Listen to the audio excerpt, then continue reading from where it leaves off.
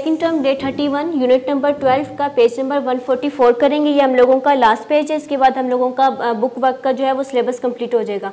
Page number 144 पर देखें, question number 4 है right what come after before and between. हम लोगों ने डेज ऑफ द वीक के आफ्टर बिफोर और बिटवीन लिखने। सबसे पहले देखिए फ्राइडे, फ्राइडे के बाद क्या आता है? सैटरडे। तो आपने लिखना है डैश में, मिडल में लिखना है SATURDAY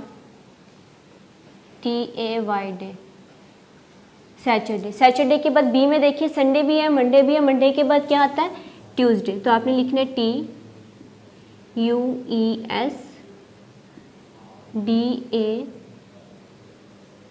डे, ट्यूसडे। अब ट्यूसडे के बाद नंबर सी में है, ट्यूसडे से पहले क्या आता है? Monday,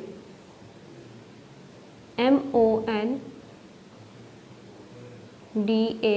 day, Monday. मंडे के बाद ट्यूसडे और ट्यूसडे के बाद वेडनेसडे,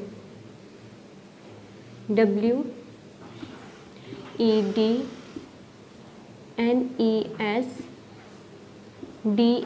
डे, वेडनेसडे। अब डी पार्ट देखें, सैटरडे, सैटरडे के बाद Sunday, SUNDAY day, Sunday. Sunday के बाद मंडे और फिर लास्ट में है थर्सडे से पहले क्या आता है?